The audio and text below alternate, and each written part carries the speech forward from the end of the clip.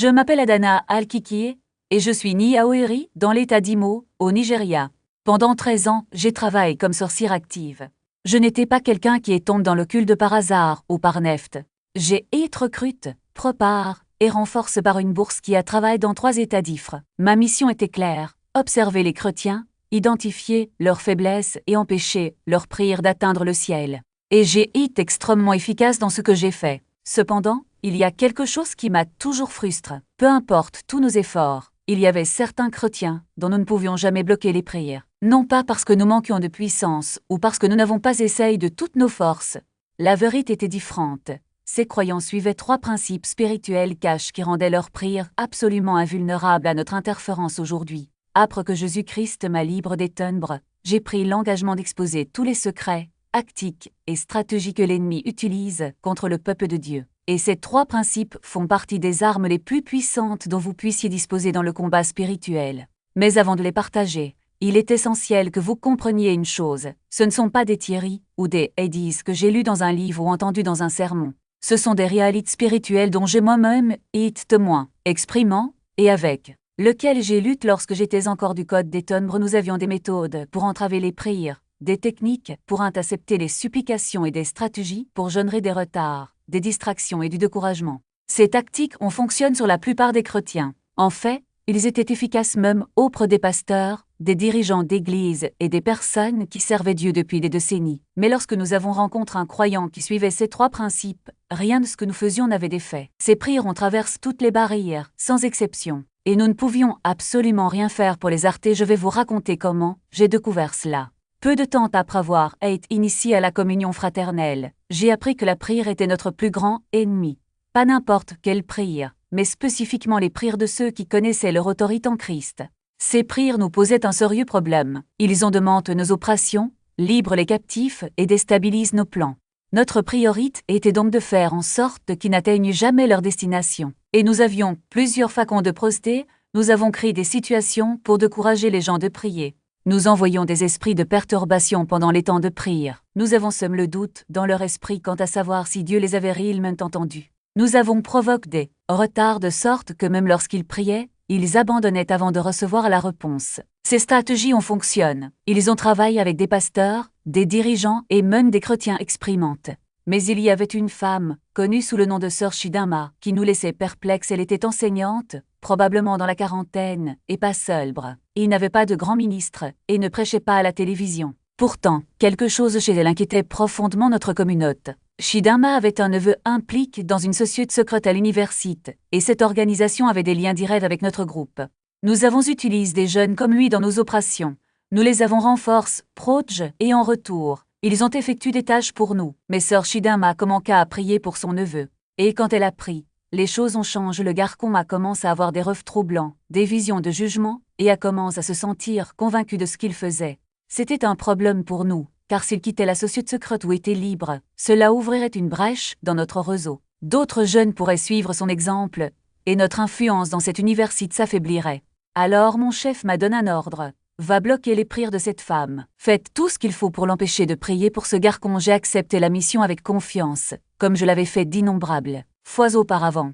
Il savait comment faire obstacle aux prières ou attaquer, et comment ériger des barrières entre les demandes d'une personne et la réponse du ciel. Tout d'abord, j'ai envoyé des esprits de distraction. Généralement, ils créaient des bruits pendant la prière, apportaient des pinces dispersées ou rendaient la personne somnolente et agitée. Mais lorsque ces esprits s'approchaient de Sœur Chidinma pendant ses prières, ils ne pouvaient pas s'approcher. C'était comme s'il y avait une barrière invisible qui les repoussait. J'ai essayé une autre approche.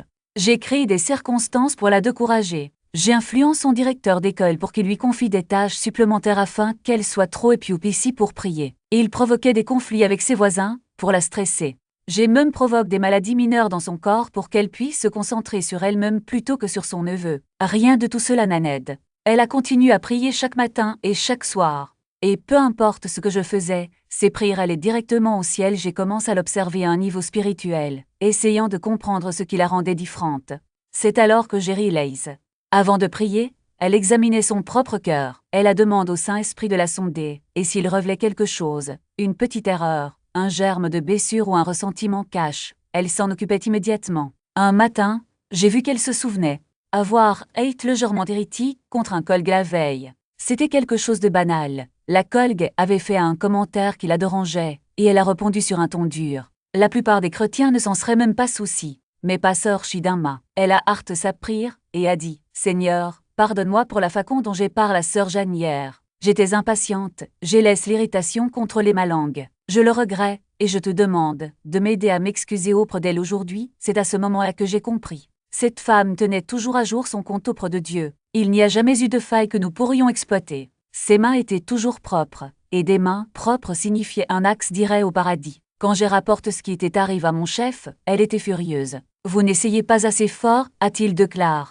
Alors, il envoie 3 autres sorcières pour m'aider. Nous nous sommes réunis, avons exécuté des rituels, invoque des esprits de rang supérieur, et fait tout ce que nous pouvions faire. Pourtant, nous ne pouvons pas bloquer leur prière. Après une semaine d'échecs, l'une des sorcières les plus expérimentistes de la communauté a dit quelque chose qui a changé ma compréhension du combat spirituel. Cette femme connaît les lois. Tant qu'elle les respectera, ses prières seront impossibles à bloquer. Nous perdons du temps. Je n'ai pas compris ce qu'elle voulait dire et je demande, quelle loi? Ensuite, elle m'explique qu'il existe 3 principes spirituels cachés qui, lorsqu'un chrétien les met en pratique, créent une atmosphère de tellement de pouvoir, d'autorité et de soutien divin qu'aucune arme des ténèbres ne peut prévaloir. Nous avons échoué. Elle explique que la plupart des chrétiens ignorent cette réalité, et que même ceux qui en sont conscients ne l'appliquent pas de manière courante. Mais lorsque vous trouvez un croyant qui vit selon ces 3 lois, ne perdez pas votre temps. Vous ne pourrez pas l'arrêter. Et au fil des années qui ont suivi, j'ai pu le constater à maintes reprises. Chaque fois que nous rencontrions un chrétien dont nous ne pouvions pas bloquer les prières, c'était parce qu'il opérait sous une ou plusieurs de ces lois. Et lorsque les 3 lois étaient présentes dans la vie d'un croyant, ces prières devenaient comme des missiles spirituels. Aucune interception n'était possible dans le royaume des ténèbres aujourd'hui. Je vais révéler quelles sont ces lois cachées. Et je vais vous montrer comment les activer dans votre propre vie, pour que vos prières deviennent imbloquables. La première loi cachée est ce que j'appelle la loi des mains propres. Et c'est la loi que la plupart des chrétiens violent sans même s'en rendre compte.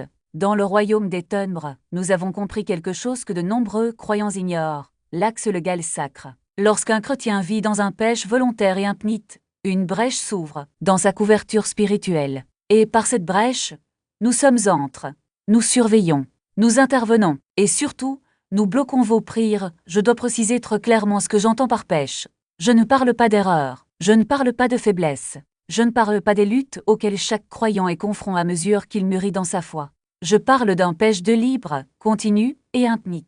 Un péché dont la personne sait qu'elle est mauvaise, mais choisit de continuer à pratiquer. Cela pourrait être un manque de pardon. Il s'agit peut-être d'une immoralité secrète. Cela pourrait être de la malhonnêteté dans les affaires. Il peut s'agir d'une implication dans des pratiques occultes, de guésis en culture ou en tradition. Quoi qu'il en soit, si c'est un péché que vous connaissez mais dont vous refusez de vous détourner, cela crée une ouverture légale pour l'ennemi. Et lorsque cette ouverture existe, vos prières sont bloquées à la source. Il ne quitte même pas votre chambre, parce que le péché dans votre vie nous donne le droit de nous mettre entre vous et Dieu, et de dire « cet homme n'a pas le droit de s'approcher ». Regardez ce qu'il fait. Laissez-moi vous donner un exemple. Il y avait un homme appelé Frère Emeka. Il était diacre dans son église, respecte, dirigeait des études bibliques et priait pour les gens. Mais Frère Emeka avait un secret. Il entretenait une relation sexuelle avec une femme qui n'était pas son épouse. Cela durait depuis presque 2 ans. Personne dans l'église ne le savait. Sa femme ne le savait pas. Mais nous le savions.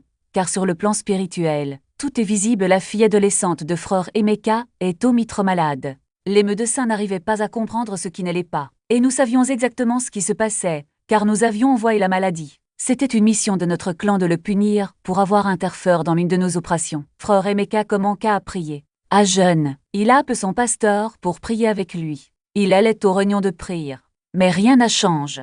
L'état de sa fille empirait. Et j'ai observé tout cela depuis le domaine spirituel. Je l'ai vu prier avec tellement de désespoir, tellement de sincérité. Mais leurs prières n'ont jamais atteint le ciel. Ils ont été bloqués, pas parce que Dieu ne l'aimait pas. Pas parce que Dieu ne se souciait pas de sa fille, mais parce que le péché, dans sa vie, avait créé une barrière légale. Le psaume 66:18 dit « Si je chéris l'iniquité dans mon cœur, l'Éternel ne m'écoutera pas ». Ce n'est pas seulement un verset, c'est une loi spirituelle. Et lorsque vous vous accrochez au péché, lorsque vous le chérissez, lorsque vous refusez de vous en débarrasser, Dieu se détourne de vos prières. Et nous, dans le royaume des ténèbres, l'aimons. Parce que cela signifie que les chrétiens peuvent prier autant qu'ils souhaitent, jeûner autant qu'ils souhaitent, pleurer autant qu'ils souhaitent. Mais tant que ce péché persiste, Nous avons des motifs légaux pour bloquer vos prières, mais ensuite, quelque chose s'est produit qui a tout changé pour Frère Emeka.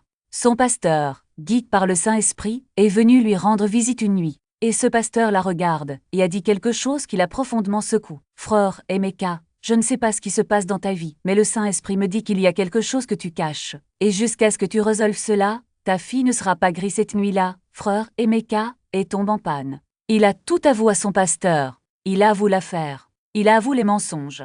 Il avoue la double vie qu'il menait. Et il s'est repenti avec des larmes et un véritable chagrin. Le pasteur a prié avec lui. Ils ont brisé toutes les alliances maléfiques. Ils ont renoncé à tout. Ils ont demandé à Dieu pardon et purification. Et à ce moment-là, j'ai vu la barrière juridique se briser. L'axe que nous avions été coupé. Le bloc a été supprimé en 3 jours, sa fille a commencé à se rétablir. En 1 semaine, j'étais complètement guéri. Non pas parce que Frère Emeka avait prié avec plus de ferveur, mais parce qu'il avait enfin fait face au péché qui nous donnait un droit légal à sa vie, c'est le pouvoir du clean intact. C'est ce qui arrive lorsque vous cessez de vous accrocher au péché et choisissez la pureté maintenant. Laissez-moi vous raconter ce qui est arrivé à Sœur Chidinma, la femme dont j'ai parlé plus tôt, parce qu'elle comprenait la loi des mains propres d'une manière que la plupart des chrétiens ne comprennent pas. Sœur Chidinma n'était pas parfaite. Elle était humaine. Il y a eu des bagarres, mais il y avait quelque chose chez elle que je remarquais chaque fois que je la surveillais spirituellement. Chaque matin, avant de prier pour son neveu, elle examinait son propre cœur. Il s'est assis en silence et a demandé au Saint-Esprit, « Sonde-moi, ô Dieu, et connais mon cœur. Voici il y a en moi une mauvaise voie, et guide-moi sur le chemin éternel. » Y a-t-il quelque chose dans ma vie qui te plaît? Et si le Saint-Esprit lui montrait quelque chose, elle s'en chargeait immédiatement. Il la regrette. J'ai demandé pardon. Il a arrangé les choses avec les personnes qui l'avaient blessée. Elle a rompu les relations qui l'éloignaient de Dieu. Elle gardait les mains propres. Et pour cette raison, lorsqu'elle priait, il n'y avait aucune barrière légale entre elle et Dieu. Leur prière s'élevait sans entrave. Et nous ne pouvions rien faire pour les arrêter. Je me souviens d'une nuit, notre clan s'est réuni spécifiquement pour bloquer leur prière. Nous effectuons un rituel puissant. Nous invoquons des esprits de haut rang. Nous prononçons des malédictions sur votre vie de prière. Nous envoyons des esprits surveillants pour rechercher toute ouverture, toute faille dans votre armure spirituelle. Mais il n'y en avait pas. Parce qu'elle vivait dans la pureté, non pas dans la perfection, mais dans la pureté. Elle a régay rapidement au péché. Je ne les pas laisse s'accumuler. Je ne les pas laisse prendre racine. Et grâce à cela, ses mains étaient propres et ce sont des mains pures, selon le psaume 24, qui vous donne le droit de gravir la montagne du Seigneur et d'être dans son lieu saint.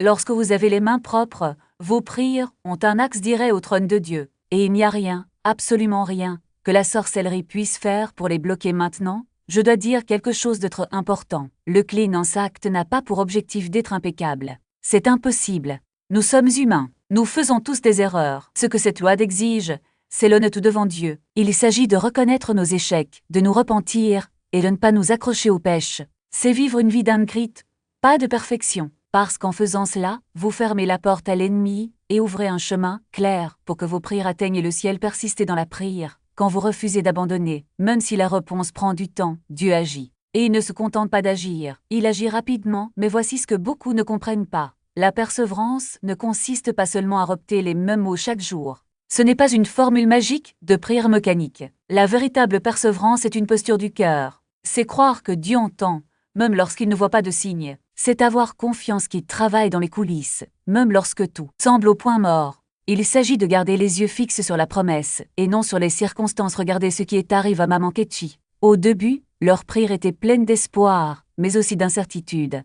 Elle a dit, « Dieu, s'il te plaît, ramène mon fils. J'ai besoin de lui ici. » Mais au fil des années, ses propos ont changé. Ils sont devenus plus fermes, plus sûrs. Elle a ajouté, « Papa, je ne sais pas comment, mais je sais que le Seigneur l'a déjà libre. J'attends juste le jour où il se présentera à la porte. » Ce changement n'est pas le fruit du hasard, c'était le résultat d'années de foi inébranlable, de choix de croire même quand tout disait le contraire, et c'est exactement ce que l'ennemi craint le plus. Parce que lorsque vous persistez ainsi, vous ne vous contentez pas de prier, vous déclarez la guerre aux mensonges du diable. Chaque fois que vous vous levez pour prier, même fatigue, même de courage, vous dites à l'enfer, « Je ne m'arrêterai pas, je n'abandonnerai pas, ma réponse est en route. » Et cela brise les stratégies de l'ennemi. Rappelez-vous, le diable ne peut pas heurter la réponse de Dieu. Il ne peut qu'essayer de vous empêcher de le recevoir. Et il le fait par le découragement, le doute, la fatigue. Il veut que vous regardiez le calendrier et disiez, « Cela fait si longtemps peut-être que Dieu ne le veut pas. »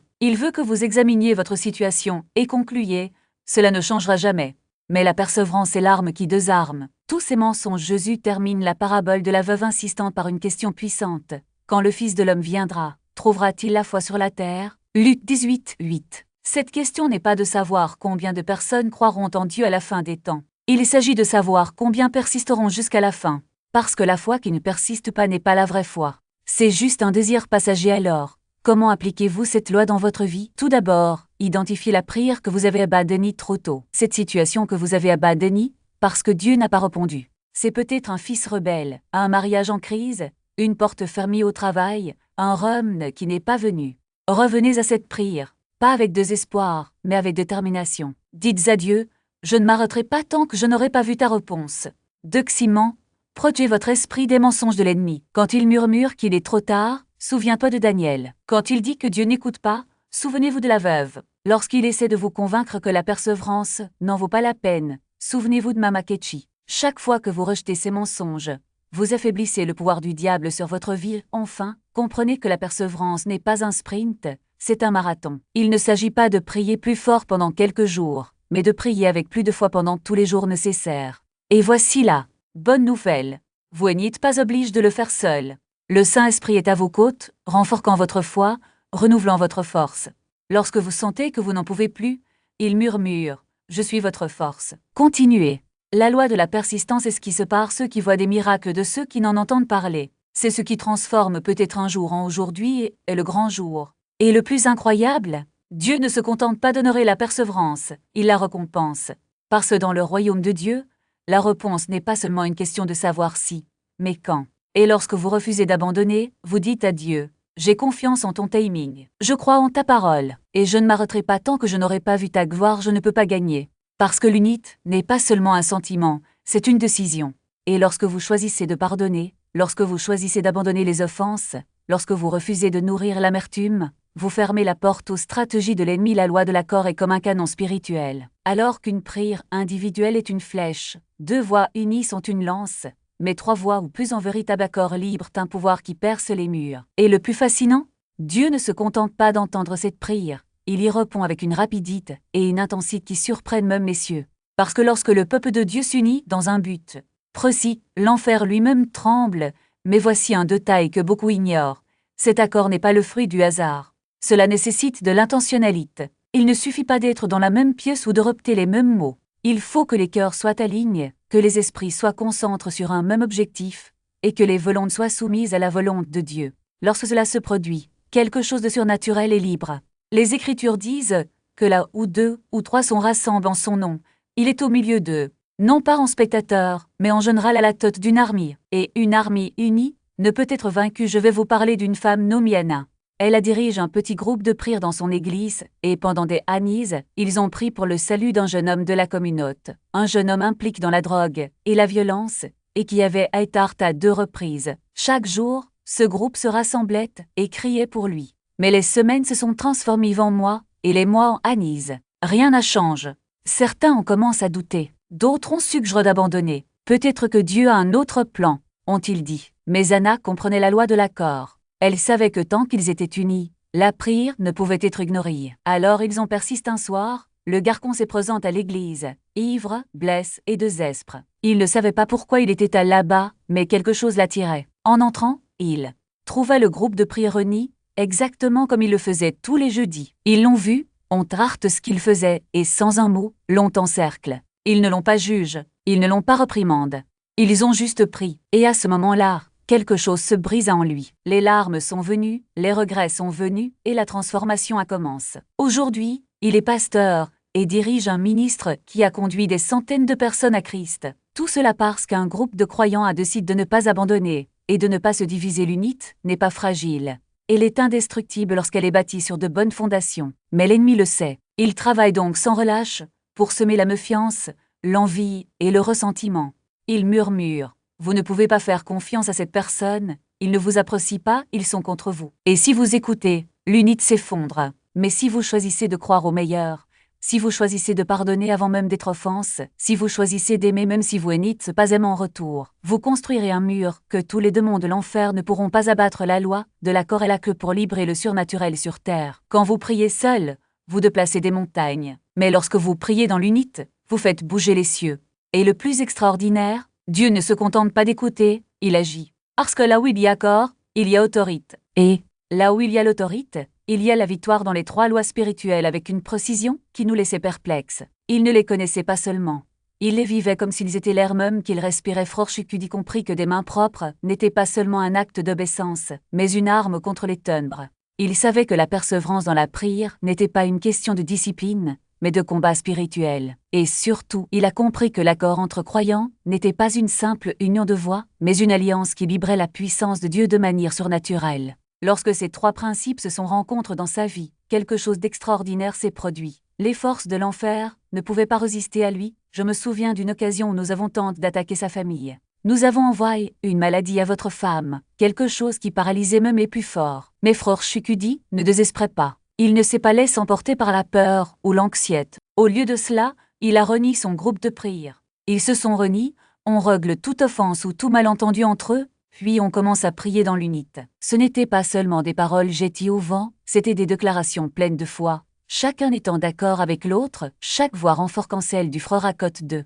Lorsqu'ils eurent fini, non seulement la maladie fut guérie, mais la femme de frère Chukudi se releva avec une force qu'elle n'avait jamais connue auparavant. C'était comme si Dieu lui-même l'avait touchée, non seulement pour la guérir, mais pour la fortifier, et cela ne s'est pas arrêté là. Ce moment de victoire est devenu une étape importante dans la communauté. Les gens ont commencé à réaliser que quelque chose de différent se passait. Il ne s'agissait pas seulement d'un homme priant seul, mais d'un groupe de croyants unis, travaillant en accord, librant la puissance de Dieu d'une manière qui ne pouvait être ignorée. L'obscurité, les forteresses démoniaques que nous avions construites au fil des années ont commencé à s'effondrer. Les entreprises qui étaient sous notre contrôle ont fait faillite. Les personnes piègent dans les dépendances et les pêches, on trouve la liberté. Même les chefs religieux qui résistaient à l'action de Dieu commencent à s'abandonner à la vérité. Qui était le plus impressionnant était la manière dont frère Chukudi et son groupe ont géré les attaques. Ils ne se sont pas laissés ébranler. Lorsqu'un conflit survenait, ils le résolvaient immédiatement. Quand il y avait une offense,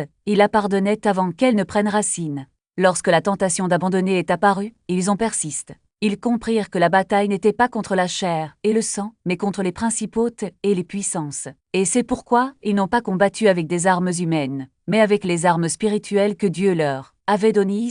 L'une des stratégies les plus efficaces que nous avons utilisées contre les croyants était la division. Si nous parvenions à créer des malentendus, des sentiments blessés ou des malentendus entre eux, le pouvoir de la prière unie était brisé. Mais avec frère Chukudi et son groupe, cela n'a jamais fonctionné. Ils étaient si profondément attachés à l'unité que toute tentative de division était immédiatement neutralisée. Si l'un d'eux entendait quelque chose qui pouvait être interprété comme une offense, il ne le gardait pas pour lui. Ils sont allés voir le frère, on clarifie, on demande pardon si nécessaire, et on rétablit la communion. Il n'y avait pas de place pour l'orgueil ou le ressentiment et c'est ainsi qu'ils sont devenus une force imparable. Non pas à cause de votre position sociale, de votre influence ou de vos ressources, mais à cause de votre obéissance aux lois spirituelles. Ils opéraient avec les mains propres, priaient avec persévérance et vivaient en accord. Et lorsque ces 3 principes se sont alignés, le ciel bouge. Il ne s'agissait pas seulement d'une prière exorcie ici ou là, mais d'un changement dans le climat spirituel d'une ville entière. Ce qui nous a le plus frustré, c'est de réaliser qu'ils ne faisaient rien d'extraordinaire aux yeux du monde. Ils n'organisaient pas de grands événements, ils n'avaient pas de plateforme médiatique, ils n'étaient reconnus par personne en dehors de leur communauté. Mais dans le domaine spirituel, ils représentaient une menace plus grande que de nombreux dirigeants sobres, parce qu'ils ont compris que le pouvoir n'est pas dans ce qui est visible, mais dans ce qui est invisible. Il ne s'agit pas de gloire, mais de loyauté. Ce n'est pas dans la grandeur des actes, mais dans la simplicité de l'obéissance. Ils nous ont enseigné une leçon que nous n'oublierons jamais. Le royaume de Dieu ne progresse pas grâce à des stratégies humaines, mais grâce à l'obéissance aux lois spirituelles. Lorsque les croyants choisissent de vivre dans la pureté, de prier avec persévérance et de se mettre d'accord, ils deviennent une force à laquelle même les portes de l'enfer ne peuvent résister. Et ce qui est étonnant, c'est que tout le monde peut le faire. Il n'est pas nécessaire d'être un leader, un pasteur ou une personne influente. Il suffit d'être quelqu'un disposé à vivre selon les principes de Dieu, quelqu'un qui comprend que la bataille est spirituelle et que les armes de notre guerre ne sont pas charnelles. Frère Chukudi et son groupe n'étaient pas des super-héros. C'étaient des gens ordinaires, avec des difficultés, des faiblesses et des limites. Mais ils ont choisi de vivre selon la vérité de Dieu, et cela a fait toute la différence. Ils nous ont montré que le pouvoir ne réside pas dans qui nous sommes, mais dans celui que nous servons. Et lorsque nous servons Dieu Tout-Puissant, il n'y a aucune limite à ce que nous pouvons accomplir. Examinez votre cœur avant toute autre chose. Demandez-lui de révéler tout domaine dans lequel vous avez échoué, toute pensée impure, toute parole sans amour prononcée ou toute attitude qui n'est pas conforme à la volonté de Dieu. N'attendez pas que le Saint-Esprit vous signale quelque chose pour ensuite le regretter, anticipez-le. Faites-en une habitude quotidienne, comme vous brosser les dents ou prendre un petit déjeuner. La pureté n'est pas un événement, mais un processus continu de vigilance et d'humilité. Lorsque le Saint-Esprit vous montre quelque chose, ne rationalisez pas, ne minimisez pas, ne justifiez pas. Repentez-vous immédiatement. Ne dites pas, ce n'est pas si grave ou tout le monde le fait. N'oubliez pas, l'ennemi n'a pas besoin d'une grande porte pour entrer.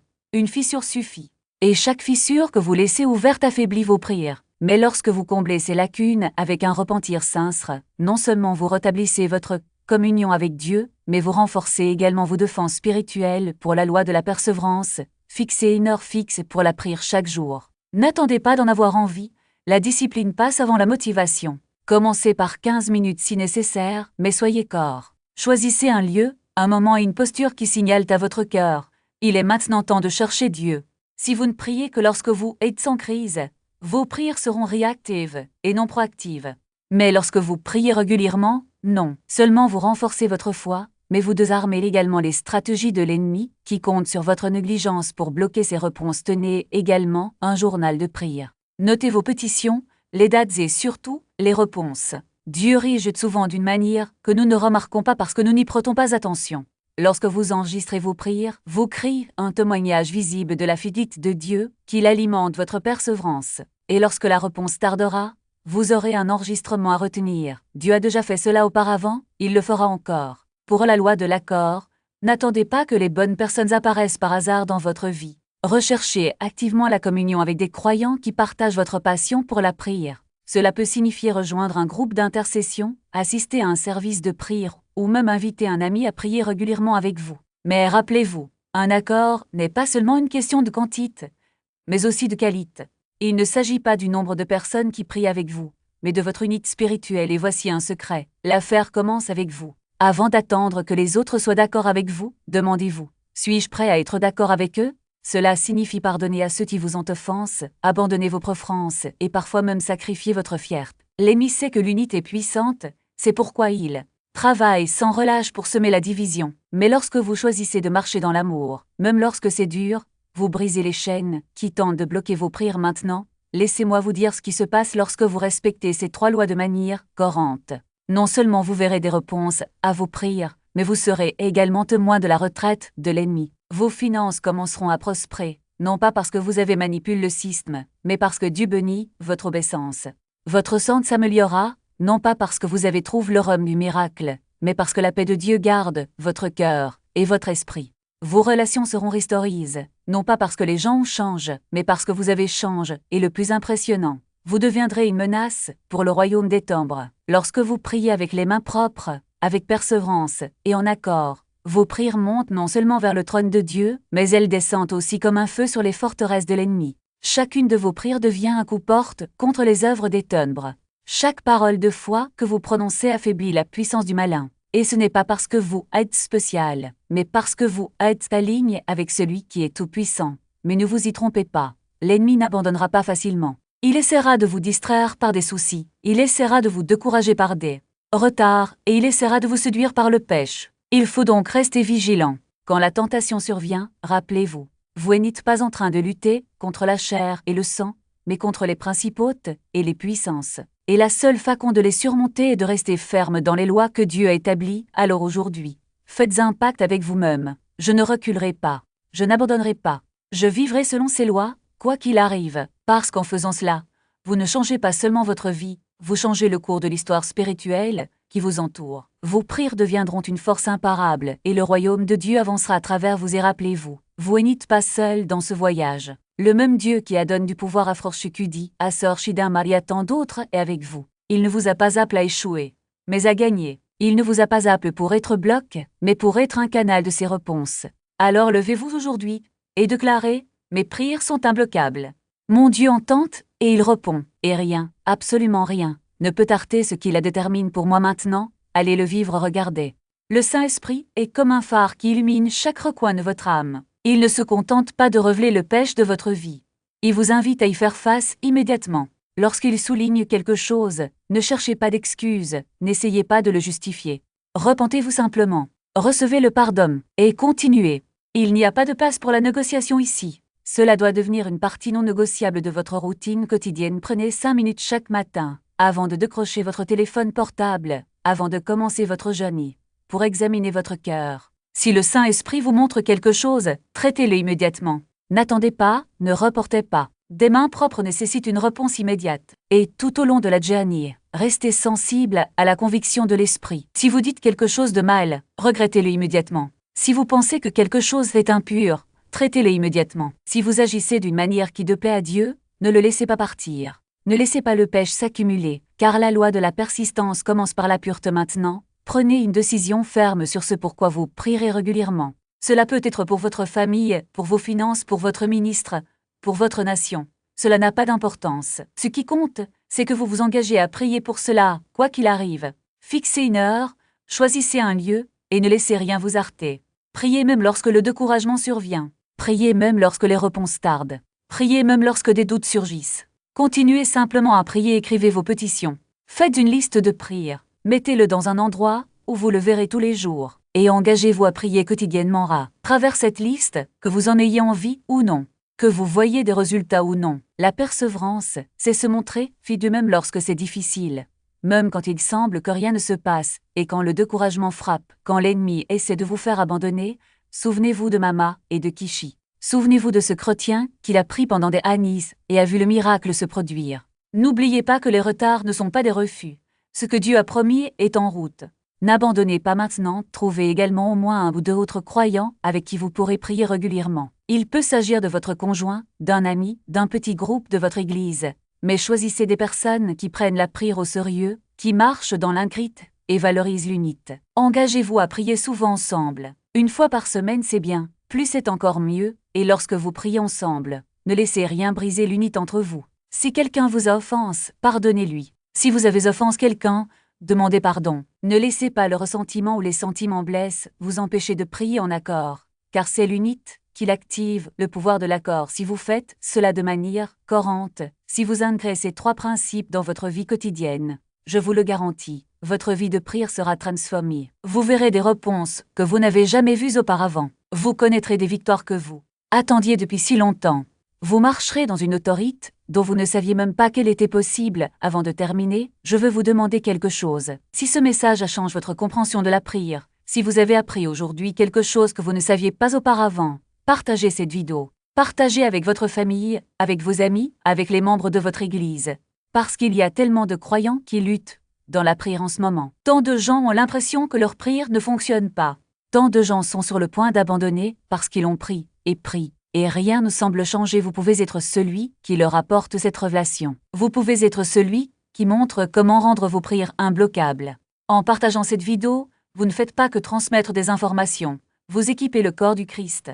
Cela donne aux croyants le pouvoir de marcher dans l'autorité que Jésus leur a déjà donnée. Vous contribuez à construire une église qui sait prier avec puissance, efficacité et résultat. Et si vous n'êtes pas encore abonné à cette chaîne, faites-le maintenant. Appuyez sur le bouton d'abonnement et activez les notifications, car je continuerai à vous apporter des révélations comme celle-ci. Je continuerai à révéler les secrets du royaume des ténèbres. Je continuerai à vous apprendre à marcher dans la victoire. Ce n'est pas seulement un canal, c'est un mouvement. Un mouvement de croyants qui refusent de se laisser vaincre. Un mouvement de chrétiens apprenant à prier avec autorité. Un mouvement de guerriers qui devient impossible à arrêter. Alors abonnez-vous, partagez et interagissez. Laissez dans les commentaires si vous avez pris la prière que nous enseignons. Partagez ce que Dieu vous montre. Dites-nous comment ce message vous impacte.